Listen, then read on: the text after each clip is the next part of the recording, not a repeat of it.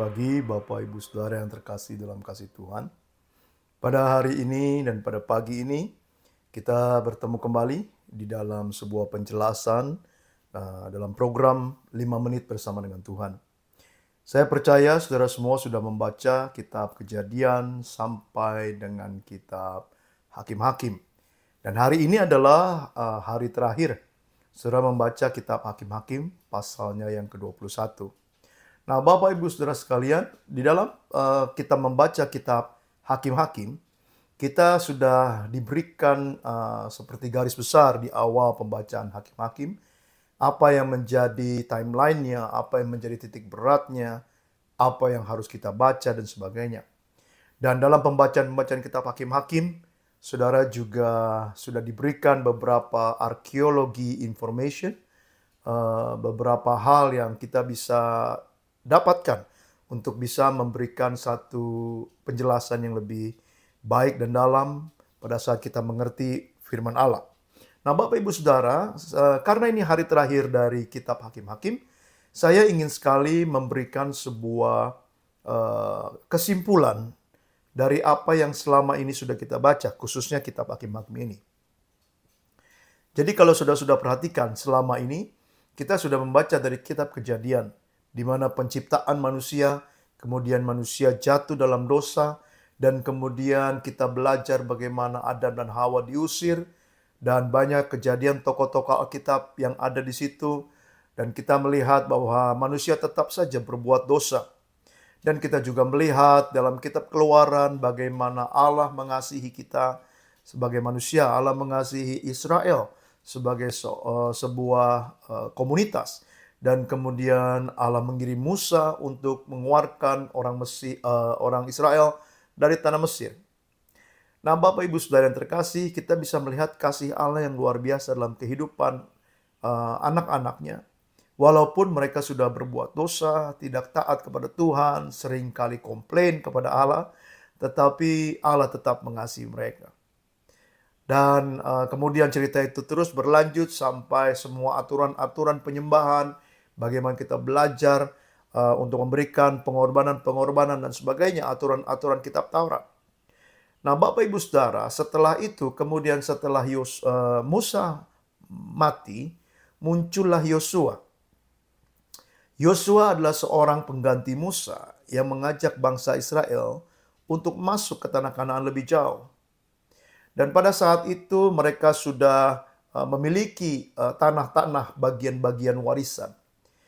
Dan ketika Yosua meninggal, maka digantikan bukan oleh seorang raja, bukan oleh seorang seperti Yosua dan Musa, tetapi digantikan yang memimpin bangsa Israel adalah hakim-hakim. Nah, saat itulah cerita dimulai, beberapa tokoh hakim-hakim.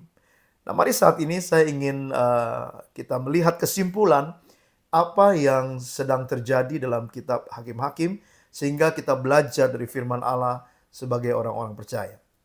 Nah, Bapak Ibu Saudara, latar belakang kitab Hakim-Hakim itu sebagai sebuah mata rantai. Dari zaman Yosua kepada zaman raja-raja. Jadi Yosua sudah meninggal, tetapi raja belum dipilih. Lalu muncullah hakim-hakim sepanjang zaman raja-raja ini, sampai raja-raja ini muncul yang pertama. Nah, Bapak Ibu Saudara, hakim-hakim ini dimulai sekitar tahun 1375 sampai 1050 sebelum Masehi. Nah, waktu itu Bapak Ibu Saudara, bangsa Israel masih terdiri dari suku-suku bangsa yang berdiri masing-masing. Nah, jumlah hakim di dalam kitab Hakim-Hakim ada 13 orang dan berdatang dari berbagai suku Israel dan berfungsi sebagai panglima perang, memimpin masyarakat. Nah, kitab Hakim-Hakim seperti yang sudah ketahui dalam pendahuluan, penulisnya tidak begitu jelas siapa yang menulis. Dalam kerangka hakim-hakim itu, saya ingin menyampaikan begini.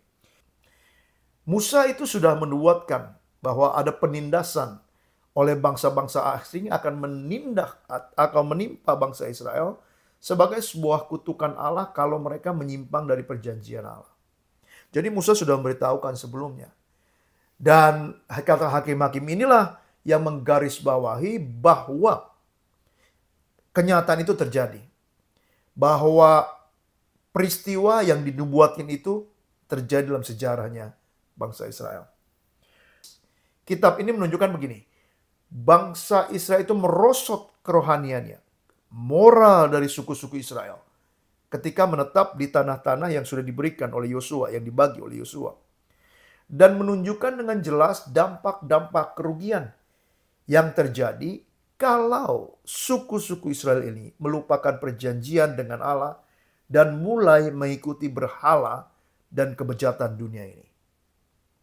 Itu yang di-emphasize, itu yang ditunjukkan oleh kitab Hakim-Hakim. Oleh sebab itu, kalau saudara membaca kitab Hakim-Hakim, banyak perbuatan-perbuatan yang tidak bermoral. Perbuatan-perbuatan yang tidak betul di mata Tuhan. Bahkan kita sendiri pun bisa menilai perbuatan itu tidak begitu baik. Itu karena kebejatan moral. Dan dampaknya dari hal itu adalah kutukan dari Tuhan, penghukuman dari Allah melalui bangsa-bangsa asli. Nah, ada 3 bagian utama dari kitab Hakim-Hakim. Setelah sudah baca itu. Yang pertama, dia mencatat kegagalan Israel dalam sepenuhnya menaklukkan tanah perjanjian itu. Dan kemerosotan itu semakin terjadi setelah kematian Yosua.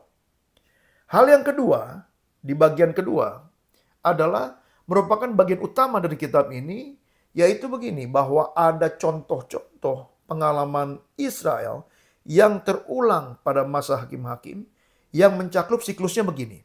Kemurtatan, penindasan oleh bangsa asing, perbudakan, lalu berseru kepada Allah, di tengah kesusahan, dan pembebasan oleh Allah melalui para pemimpin yang diurapi oleh Roh-Nya. Jadi siklus itu terjadi. Selalu terjadi dari waktu ke waktu di dalam umat Israel. Nah, Bapak Ibu Saudara, bagian yang ketiga, akhirnya kitab itu menutup dengan kisah-kisah hidup dari zaman hakim-hakim yang menggambarkan kerusakan moral, kemerosotan moral dari suku-suku Israel. Nah, apa yang bisa kita pelajari dari kitab Hakim-Hakim yang sudah baca dengan setia selama ini dari pasal 1 sampai pasal 21? Kebenarannya ada 3 yang saya harus garis bawahi. Yang pertama, menjadi umat Allah berarti bahwa Allah harus menjadi raja atas kita. Yang kedua, kebenarannya dosa selalu menghancurkan umatnya. Kebenaran yang ketiga, tetapi ketika umat Allah merendahkan diri, berdoa, berbalik dari kehidupan kita yang jahat, umatnya yang jahat, maka Allah akan mendengar dari sorga dan memulihkan kehidupan kita. Nah, ketiga kebenaran utama ini yang betul-betul kita harus pahami bagaimana Allah sangat menekankan identitas kita sebagai anak-anak Tuhan dalam perjanjian. Walaupun kita terjerumus terus-menerus ke dalam sebuah kemurtatan, Allah itu panjang sabar. Kalau kita berseru, bertobat, berbalik kepada Allah, Allah akan melepaskan kita dan menolong kita. Jadi Bapak Ibu Saudara, ada sebuah pola yang digambarkan oleh kitab Hakim-Hakim. Yang pertama adalah kalau kita tidak mempersembahkan seluruh hati kita kepada Allah dengan kasih yang taat kepada Tuhan dan kewaspadaan rohani yang tekun, maka lama-kelamaan hati kita nggak akan peka dengan Tuhan. Kita tidak mau lagi mendengar suara Tuhan. Kita akan mundur kepada kemurtatan dan kepada kebinasaan, kepada kebobrokan moral akhlak kita. Dan yang kedua, pola yang terjadi, Allah itu selalu panjang sabar. Dia selalu memberikan kesempatan buat kita pada saat kita berseru dalam pertobatan. Tapi tidak berarti bahwa kita bebas berbuat dosa. Ini harus saya garis bawahi. Upah dosa tetap maut. Kejahatan dan kemerosotan bangsa Israel atau suku-suku Israel selalu mendatangkan dampak yang negatif dengan datangnya bangsa asing menghancurkan mereka. Demikian juga kehidupan kita. Allah memang panjang sabar, tetapi berhati-hatilah. Jangan kita menggunakan kesabaran Allah untuk berbuat dosa. Nah, Bapak Ibu Saudara, Allah itu ingin memulihkan kita pada saat kita jatuh. Dan Dia ingin membangkitkan kita. Oleh sebab itu Dia memilih pemimpin-pemimpin di antara kita. Supaya kita bisa ditegur, kita bisa dibimbing. Pemimpin-pemimpin yang diurapi oleh Roh Allah untuk bisa membawa kita kepada jalan yang benar.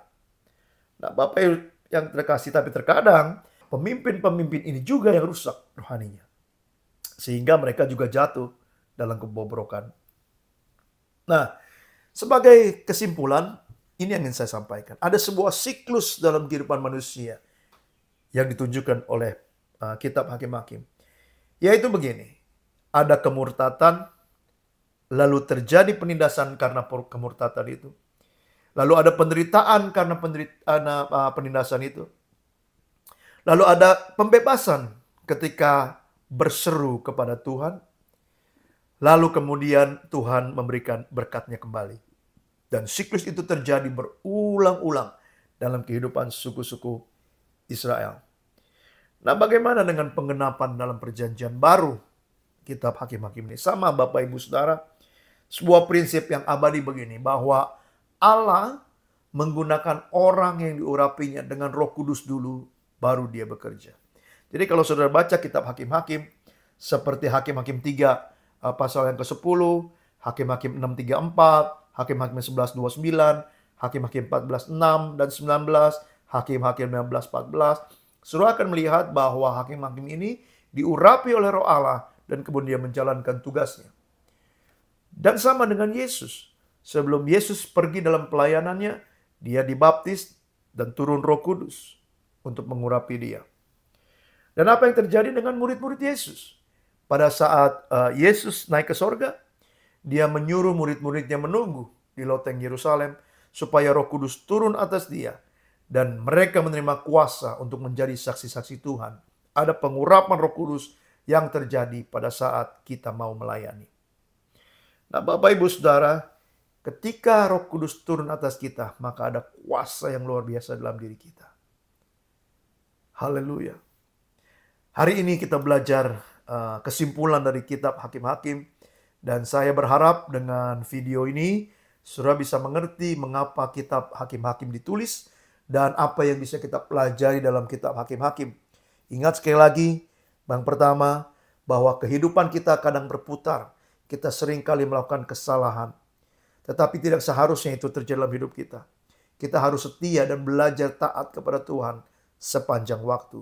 Jangan seperti suku bangsa Israel yang terus-menerus memutar siklus ini. Dari kemurtatan, lalu bangsa Israel masuk, mengalami penderitaan. Mereka berseru kepada Tuhan minta tolong. Tuhan yang panjang sabar menolong mereka. Demikian juga dengan kita. Tuhan panjang sabar kepada kita. Tapi sekali lagi, bukan berarti kesabaran Tuhan memberikan kita hak untuk terus-menerus menyakitkan hati Tuhan. Terima kasih untuk semua yang sudah tetap konsisten mengikuti 5 menit bersama dengan Tuhan. Teruslah belajar sehingga dengan pengetahuan akan firman Allah, kita memiliki rasa takut akan Allah. Dan dengan takut akan Allah, kita memiliki hikmat dari Tuhan. Terpujilah nama Tuhan. Selamat beraktivitas hari ini. Tuhan Yesus memberkati saudara.